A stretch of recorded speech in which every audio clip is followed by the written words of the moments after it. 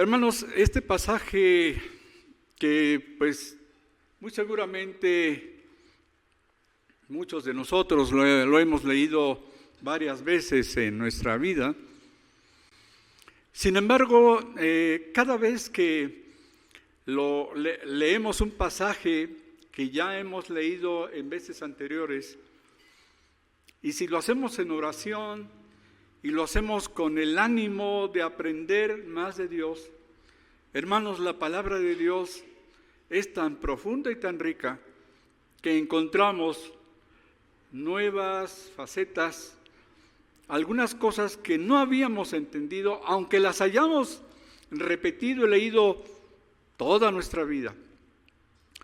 Y gracias a Dios, porque tuve que estudiar y meterme a consultar diccionarios bíblicos y diccionarios de la lengua española, etcétera, pues para medio bosquejar esta exposición.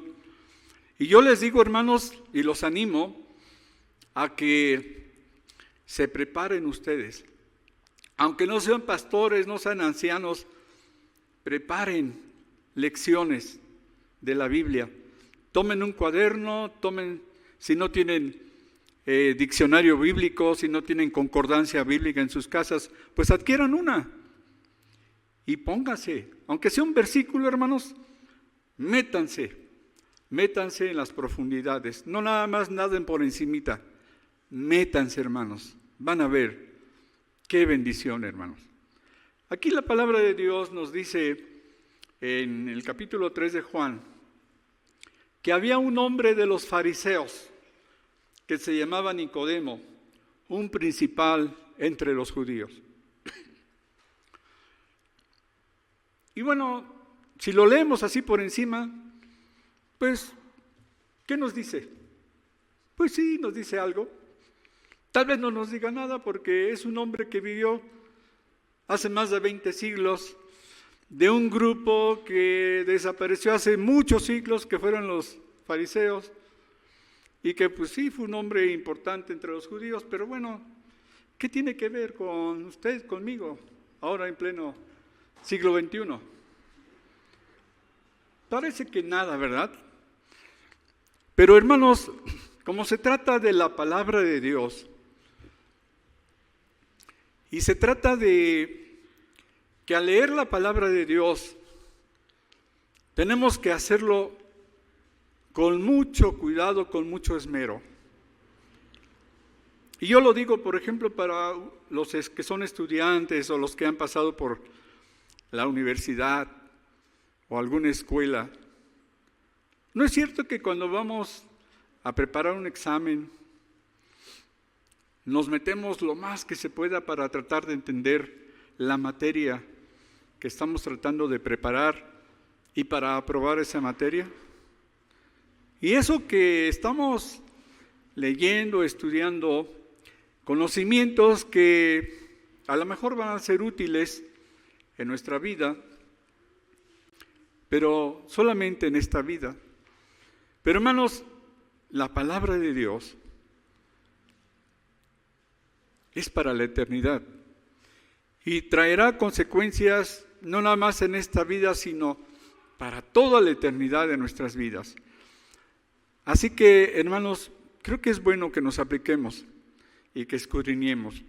Y vamos a proponernos hacer un ejercicio de este tipo. Un hombre de los fariseos. ¿Quiénes eran los fariseos? Generalmente cuando leemos de los fariseos en la Biblia, tenemos un aspecto como que una imagen negativa de este grupo, ¿verdad? Los fariseos. Incluso cuando tratamos de criticar a alguna persona o algún grupo, decimos, parecen fariseos, son muy fariseos, ¿verdad? Son farisaicos. Es una connotación despectiva. ¿Quiénes eran los fariseos, hermanos? Bueno, los fariseos eran un grupo que en sus inicios, 200 años antes de que Jesucristo nuestro Señor viniera, habían apoyado a otro grupo más grande que se llamaban los macabeos. Este grupo, estos grupos grandes, estos grupos de judíos, se unieron para rebelarse contra quien los gobernaba, que era un gobernante, un general que se quedó con una porción del imperio de Alejandro Magno. Y parte de Palestina y de Egipto se quedaron bajo este general. Y este general y su vecino, otro general de origen griego, trataron de suprimir varias de las costumbres y de las tradiciones de los judíos en esa área de Palestina, que según los judíos atentaba contra pues, la ley de Dios, contra la tradición de los judíos, y se rebelaron. Y tal se rebelaron que tomaron las armas y pelearon contra este emperador. Hermanos, no vamos a ahondar, pero el líder de los macabeos fue derrotado, tuvo hijos, ellos siguieron estas rebeliones, fueron derrotados una y otra vez. Pasaron los años y parte de este grupo que apoyó a los macabeos fue el de los fariseos. Los fariseos en un tiempo, junto con los macabeos, eran un grupo político que tomó las armas, pero pues sufrieron tremendas derrotas. Finalmente, los fariseos, como grupo, deciden ya no tomar las armas, deciden ya no participar tanto en el aspecto político y se quedan como un grupo meramente religioso, atendiendo solamente a asuntos de las Sagradas Escrituras, asuntos de la religión judía. Y así se conservaron y fueron un grupo muy estricto que una de sus principales doctrinas era el guardar el sábado y el dar el diezmo. Y muchos de ellos estaban conformados por escribas. Los escribas, hermanos, eran también un grupo que se desarrolló allá en Babilonia cuando fue llevado Judá allá a Babilonia bajo el reinado de Nabucodonosor. Y como allá no podían ir al templo, porque además el templo fue semidestruido, estando en Babilonia, los escribas trataron de salvaguardar la tradición oral que tenían desde tiempos antiguos. Y los escribas, hermanos, junto con los fariseos, se unieron y fueron los más celosos en guardar la tradición oral y las escrituras para que se conservaran lo más puramente posible. Y este grupo, hermanos, se incrustó, se unió con los sacerdotes, con la casta sacerdotal y con otro grupo que también por allí fue surgiendo que se llamaron los saduceos. ¿Se han oído de los saduceos, verdad? También los saduceos. Y cuando llega nuestro Señor en escena, hace aparición en escena, hay 3 grupos mayoritarios que conforman el Sanedrín o el concilio, que eran los fariseos, los saduceos y los escribas. Y los más radicales eran los fariseos. Eran gente que estudiaba mucho el Antiguo Testamento. Eran gente muy erudita. Y este hombre de los fariseos, ya vimos más o menos quiénes eran los fariseos, hermanos, se llamaba Nicodemo. Nicodemo, hermanos, es un nombre griego que quiere decir conquistador del pueblo. Eso quiere decir Nicodemo, conquistador del pueblo. Nicodemo era consejero del Sanedrín. El Sanedrín se componía de 70 miembros, de 70 individuos. Y esta tradición se conservó desde Moisés, cuando Moisés clama a Dios y le dice: Señor, yo ya no puedo gobernar este pueblo, es ingobernable. Y entonces Dios le dice: junta a 70 varones de las diferentes tribus y ellos te van a enseñar, te van a ayudar a gobernar a Israel.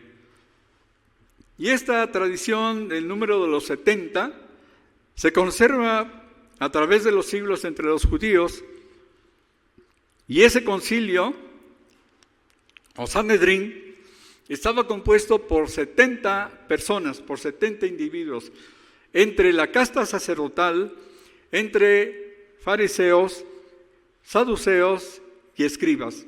Eran 70 personas, muy prominentes, pero los más estudiosos, los más conspicuos, los más sabios, eran los fariseos. Y este hombre, Nicodemo, era pues un experto en la ley, era un experto en los profetas y en las escrituras. Fíjense que como parte de este grupo de los fariseos era más ni nada menos que el apóstol Pablo. ¿Se acuerdan? Que él en alguna ocasión, allá en Filipenses 3:5, él dice: yo en cuanto a la ley fui fariseo. Aquí lo vamos a leer. ¿Qué dijo Pablo? En Filipenses 3:5 dijo: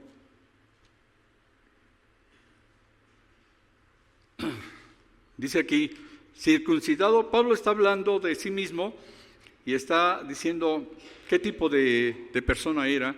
Circuncidado al 8º día, del linaje de Israel, de la tribu de Benjamín, hebreo de hebreos, en cuanto a la ley, fariseo.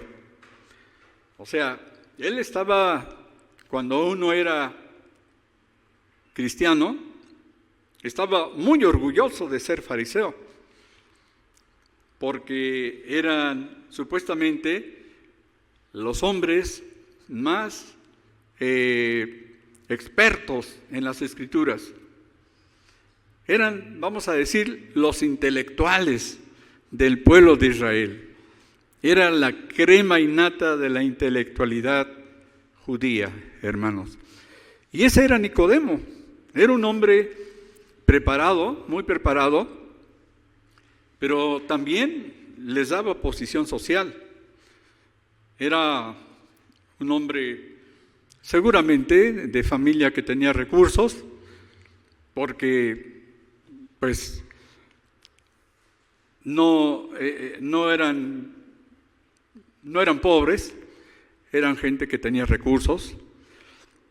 Y este era Nicodemo, hermanos.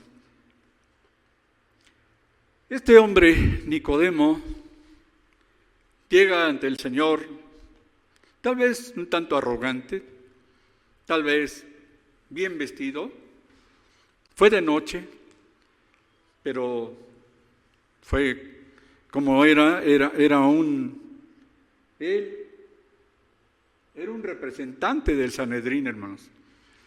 Hagan de cuenta que viene aquí a sentarse con nosotros un cardenal de la Iglesia Católica o un obispo de la Iglesia Ortodoxa o el moderador de la Asamblea General de la Iglesia Presbiteriana, que no visten muy elegantes, pero bueno, así de ese tamaño era Nicodemo, hermanos. Era un hombre que tenía un liderazgo tremendo. Era maestro, era maestro de Israel, hermanos. Tenía a sus discípulos, obviamente, como maestro. Era un hombre que enseñaba las Escrituras a los jóvenes, tal vez a los adultos, tal vez a los niños. Era todo un líder, Nicodemo, hermanos. Era un principal, como dice aquí al final del versículo 1, era un principal, era un príncipe entre los judíos. No era cualquier personaje el que fue a ver al Señor. Dice, vino a Jesús de noche. Hermanos, vino a Jesús. ¿Quién llevó a Nicodemo ante Jesús? Él mismo fue y dijo, yo voy, tengo que hablar con Jesús. Estaba muy intrigado por todo lo que el Señor estaba haciendo. Estaba muy intrigado por todos los milagros, por todas las señales que el Señor estaba haciendo. Y Nicodemo seguramente tenía todavía muchas preguntas. Quería saber, tal vez, en realidad, quién era Jesús.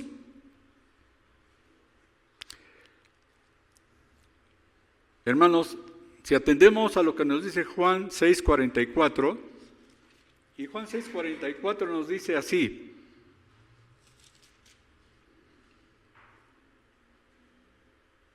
ninguno puede venir a mí si el Padre que me envió no le trajere. Ninguno puede venir a mí si el Padre que me envió no le trajere. Según este contexto mismo de Juan, ¿quién hizo que fuera a ver a Jesús, a Nicodemo? El Padre. Dios, el Padre, puso en Nicodemo el querer y lo llevó ante el Señor. Vino a Jesús de noche. Algunos dicen que Nicodemo fue de noche porque tenía temor de que sus iguales lo vieran y dijeran, va con Jesús, ya cree en él. Posiblemente por eso fue de noche. Otros comentaristas dicen, no, es que él sabía que Jesús era una persona muy ocupada y que él tenía todo el día ocupado, por eso en atención a Jesús, en deferencia a Jesús, pues fue de noche cuando ya estaba con menos que hacer. Y le dice Nicodemo al Señor, Rabí. Rabí quiere decir maestro. Rabí es maestro. Y el Señor no le dice nada, acepta que le diga Rabí. De hecho, el Señor reclamó para sí ese título. Hermanos, allí en Juan 13:13, el Señor, miren lo que dice respecto a este título de Rabí. Juan 13:13 dice, vosotros me llamáis maestro y Señor, y decís bien, porque lo soy. Por eso el Señor aceptó que le dijera Nicodemo, Rabí, maestro. ¿Por qué? Porque el Señor así se asumía como maestro y Señor a la vez. Y le dijo, Rabí, sabemos que has venido de Dios como maestro. A ver, ¿por qué Nicodemo le habla en plural al Señor? ¿Por qué no le dice, yo sé que has venido de Dios como maestro? No, dice, sabemos. Allí, entonces, estaba hablando a nombre del Sanedrín. Se estaba identificando con sus pares.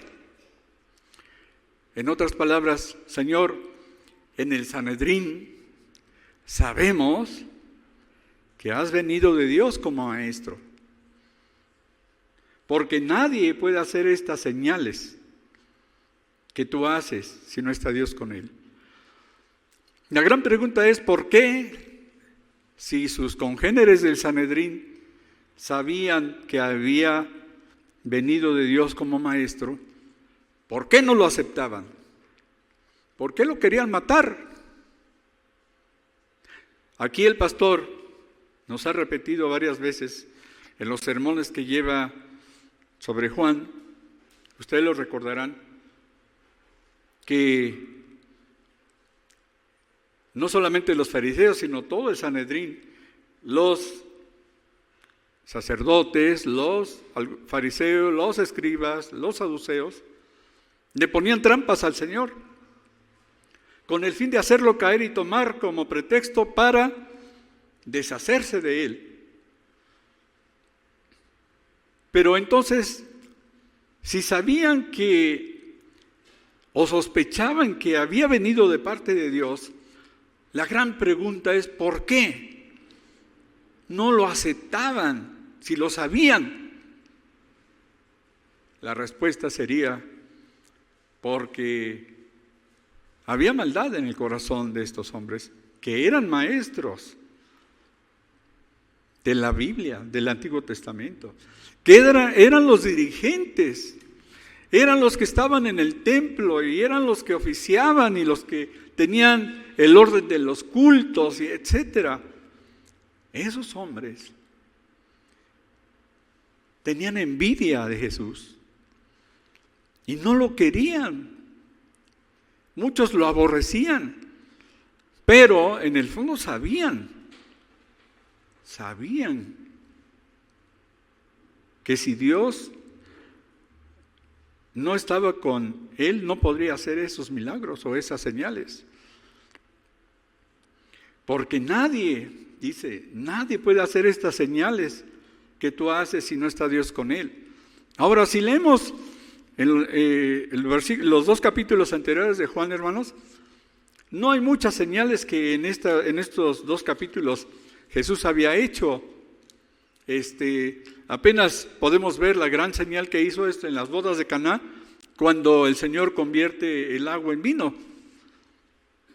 Es la única gran señal que había hecho. La otra, que no sé si podemos llamarla señal, es cuando llega al templo y ve a todos los mercaderes allá adentro vendiendo de todo en el templo, y el Señor se enoja y voltea las mesas y los corre, ¿verdad?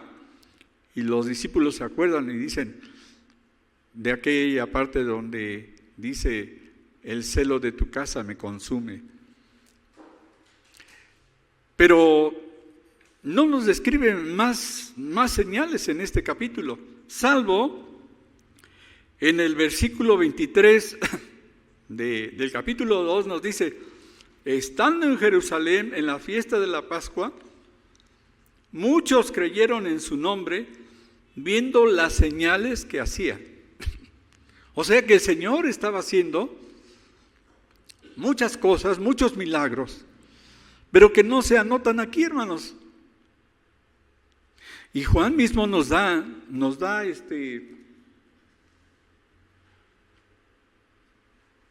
nos dice por qué. El mismo apóstol Juan nos dice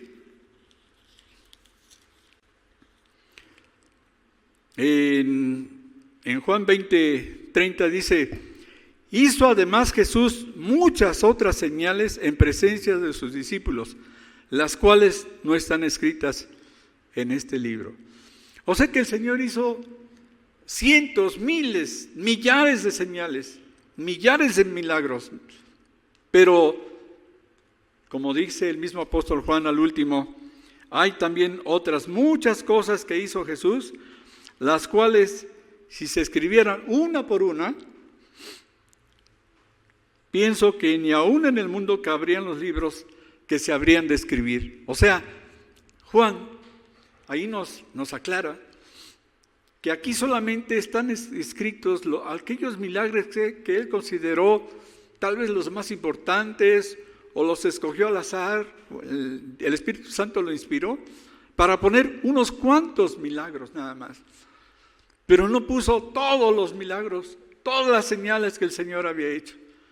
Entonces, bajo ese contexto, entendemos por qué Nicodemo le dice al Señor: porque nadie puede hacer estas señales que tú haces si no está Dios con él. Se refería a aquellas señales, a aquellos milagros que el Señor ya había estado haciendo allí en Jerusalén, allí en el templo y fuera del templo. Y bueno, Nicodemo estaba intrigado, quería saber más. A lo mejor tal vez hasta él quería que en ese momento Jesús hiciera otro milagro pues tal vez para que él creyera más en él. Pero la respuesta del Señor, miren lo que le responde. Respondió Jesús y le dijo: de cierto te digo, de cierto te digo, ciertísimamente te digo, que el que no naciere de nuevo no puede ver el reino de Dios. Ya me imagino la cara de Nicodemo, como diciendo: ¿qué? ¿De qué me hablas? Nicodemo le dijo: ¿cómo? ¿Cómo puede un hombre nacer siendo viejo? O sea, creo que ni Nicodemo entendió lo que estaba hablando. ¿Cómo puede un hombre nacer siendo viejo? ¿Puede acaso entrar por segunda vez en el vientre de su madre y nacer? No estaba entendiendo.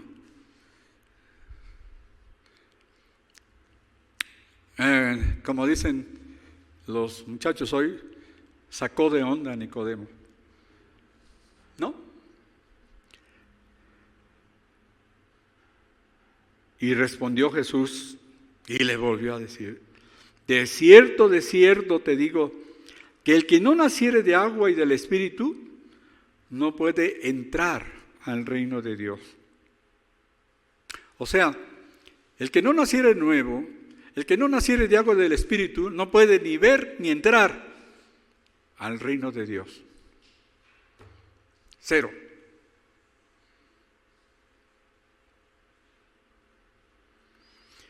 Y viendo la cara de duda, de que no entendía, no estaba entendiendo Nicodemo, el Señor le suaviza más la explicación, le dice: lo que es nacido de la carne, carne es. Y lo que es nacido del Espíritu, Espíritu es.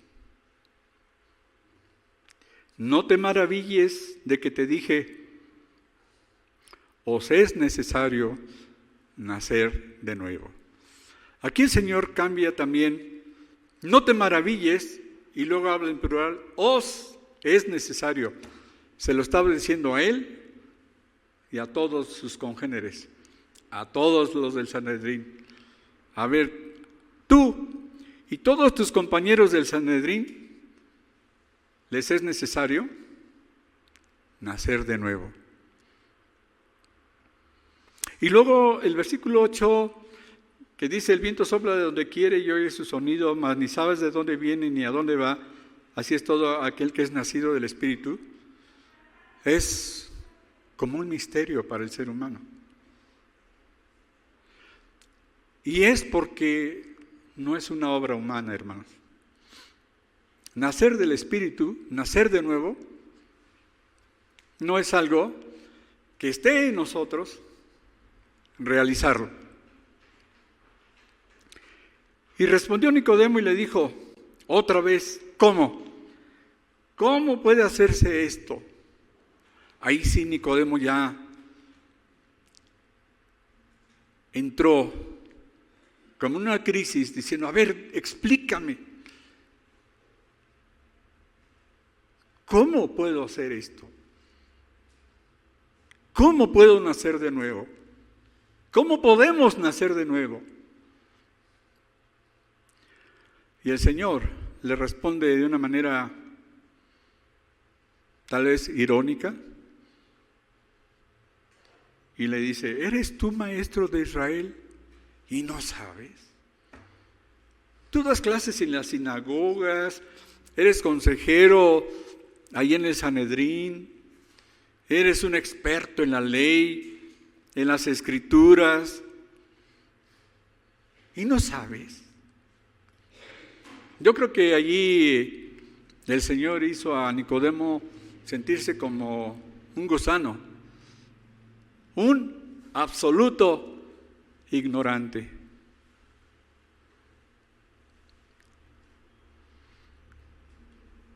Y el Señor le sigue diciendo, de cierto te digo, o sea, ciertamente te digo, que lo que sabemos hablamos, y lo que hemos visto testificamos.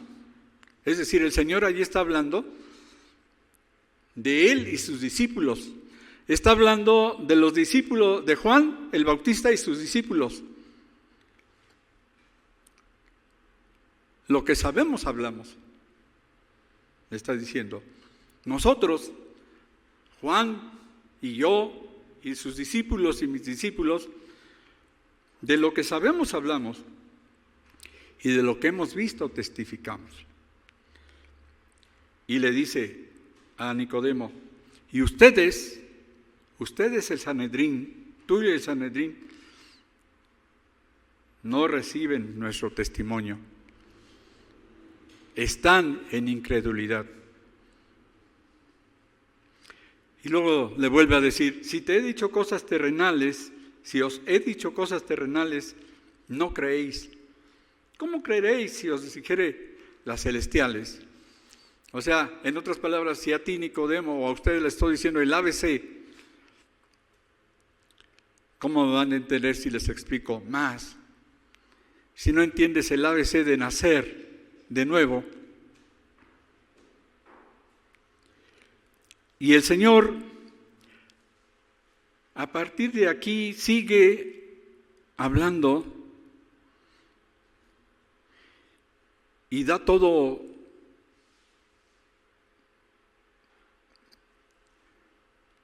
una pieza de las más bellas de la palabra de Dios, una pieza literaria de las más hermosas, algo de lo más hermoso que el Señor Jesucristo pudo hablar, precisamente por la necesidad de este hombre de saber más de Jesús. Y el Señor le empieza a decir, nadie subió al cielo, sino el que descendió del cielo, el Hijo del Hombre que está en el cielo. Y para que entendamos nosotros qué quería decirle a Nicodemo con el Hijo del Hombre que está en el cielo, tenemos que ir a Daniel capítulo 7, hermanos, para ver lo que allí en Daniel capítulo 7 nos dice sobre el Hijo del Hombre.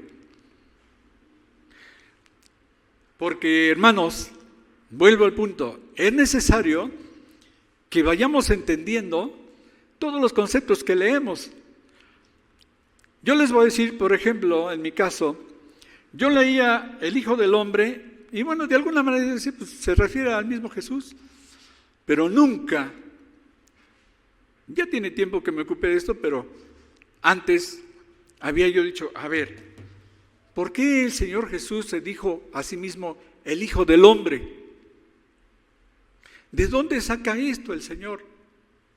Ah, bueno, y si uno escudriña, va uno a dar a Daniel, en una visión que tuvo Daniel allá en el capítulo 7, y aparece la figura del Hijo del Hombre, en contraposición a unas bestias. Y bueno, no es el tema ahorita, pero solamente les doy la referencia. Y luego también le sigue diciendo, y como Moisés levantó la serpiente en el desierto, obviamente que Nicodemo estaba muy familiarizado, sabía de qué le estaba hablando. Moisés levantó la serpiente en el desierto. ¿Por qué levantó Moisés la serpiente en el desierto? ¿Se acuerdan, hermanos? ¿Qué es lo que le pasaba al pueblo de Israel?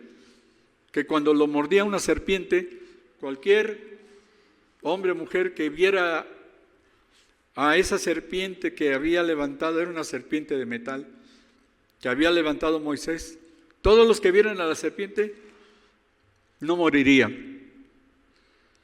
Y eso fue una orden de Dios. Y como Moisés levantó la serpiente en el desierto, así es necesario que el Hijo del Hombre, y vuelvo a repetir, el Hijo del Hombre sea levantado,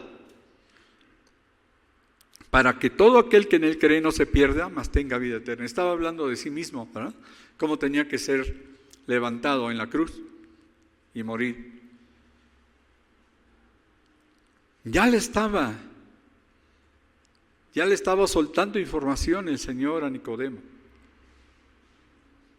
Y Nicodemo seguramente la palabra del Señor estaba haciendo efecto en su corazón. Y luego viene el protoevangelio, versículo 16. Porque de tal manera amó Dios al mundo, que ha dado a su Hijo unigénito, para que todo aquel que en él cree no se pierda, mas tenga vida eterna. Hermanos, Jesús le estaba diciendo a Nicodemo, Nicodemo, yo te amo. Y yo he venido para que si crees en mí, tengas vida eterna. Jesús estaba amando, teniendo compasión de Nicodemo, hermanos. Pero al decírselo a Nicodemo, se lo estaba diciendo a todos los hombres y mujeres que habían de creer en Jesucristo. Te lo estaba diciendo a ti y me lo estaba diciendo a mí también. Porque de tal manera te amó Dios. Y ese de tal manera, hermanos, es de una dimensión tan profunda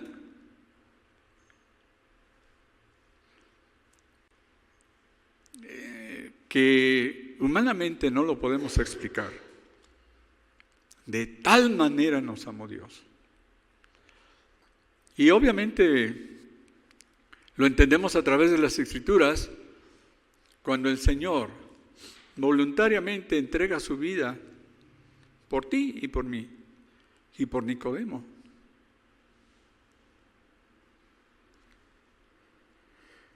Para que creyendo en Él, ¿qué pase? No nos perdamos, sino que tengamos vida eterna. Y le sigue diciendo el Señor, porque no envió Dios a su Hijo al mundo para condenar al mundo, sino para que el mundo sea salvo por Él. En otras palabras, Nicodemo, yo estoy aquí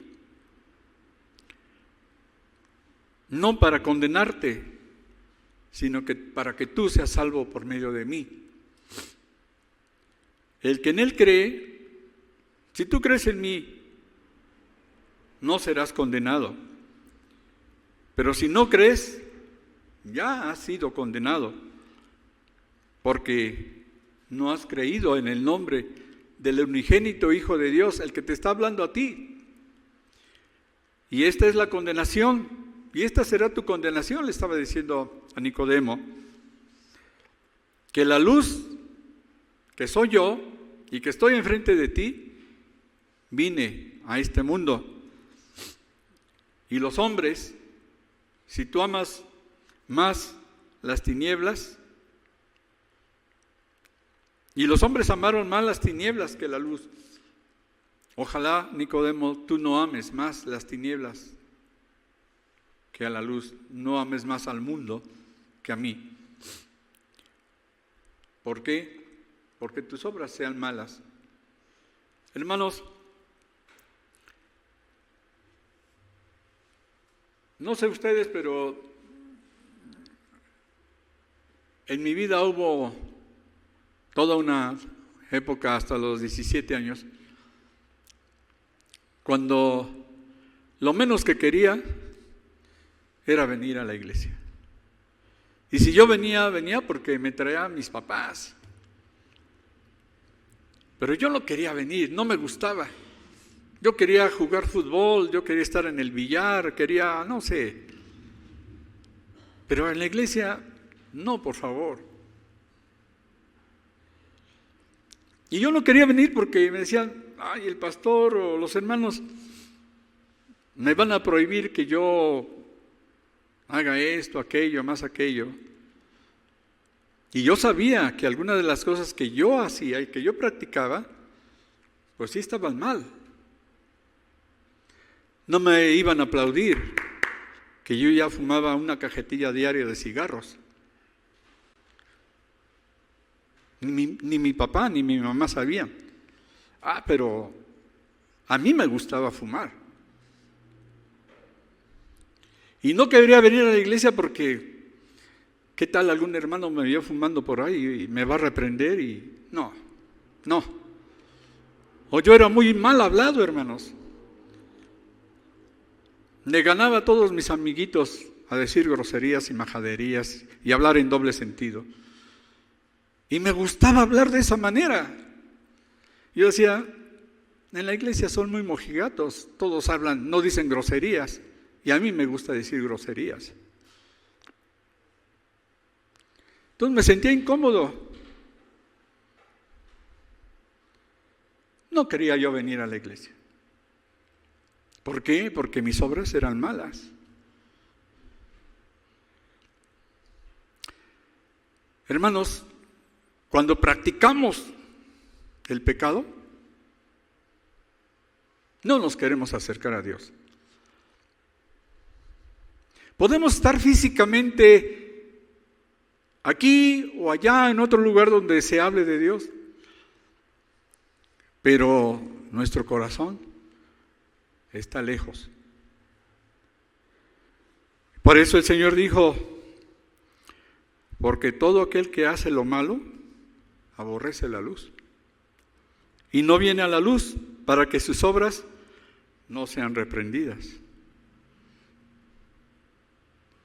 A veces por eso la gente no quiere ir a la iglesia, incluso gente que es evangélica. Hermano, te invito a la iglesia, sí, voy, ya mero. ¿Pero por qué no viene? Porque está practicando algún pecado y no quiere que le vaya a tocar una pedrada y va a decir, ay, el pastor ya está hablando de mí. Dice, mas el que practica la verdad viene a la luz para que sea manifiesto que sus obras son hechas en Dios.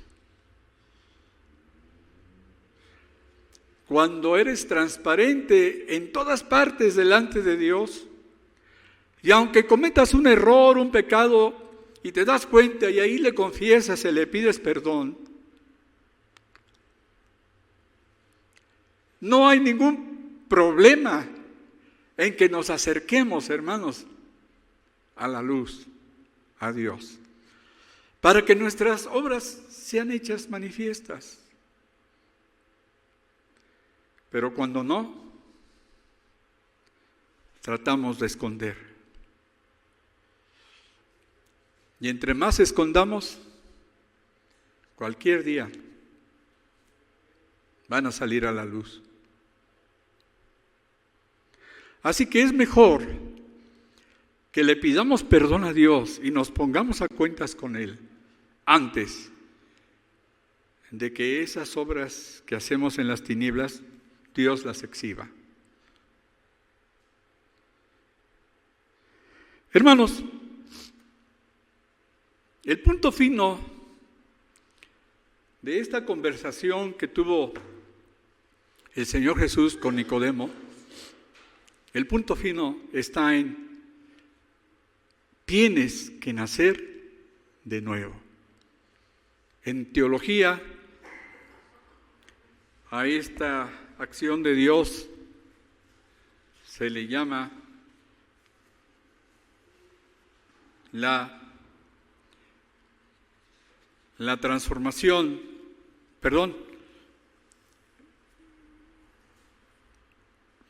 se le llama, hermanos,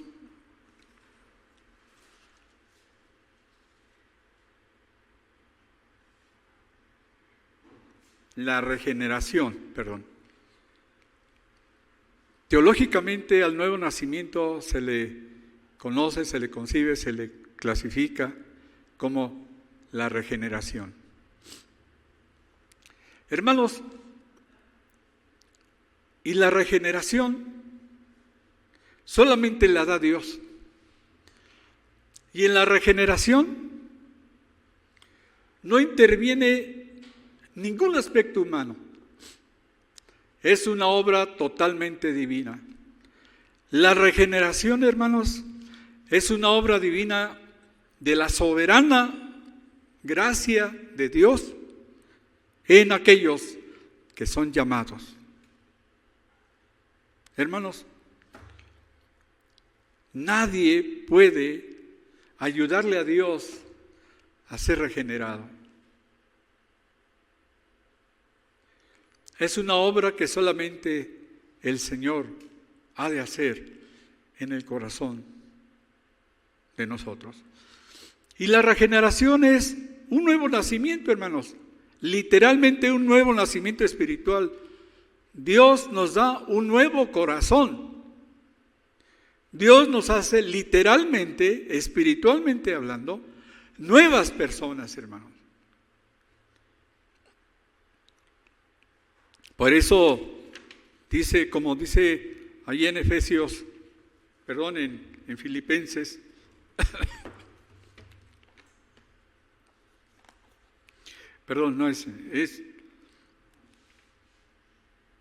si alguno está en Cristo Jesús, 2 Corintios 5, 17, si alguno está en Cristo Jesús, nueva criatura es. No es que Dios diga borrón y cuenta nueva. No es borrón y cuenta nueva. No es una vuelta de 180 grados. No, como platicábamos hoy en los varones. Es una vuelta de 160 grados, hermanos. Dios hace nuevas, totalmente nuevas a las personas. Y este nacimiento, el Señor lo hace Él solo. Nosotros no podemos intervenir. Y lo hace a través de su palabra, hermanos. Lo hace a través de su palabra.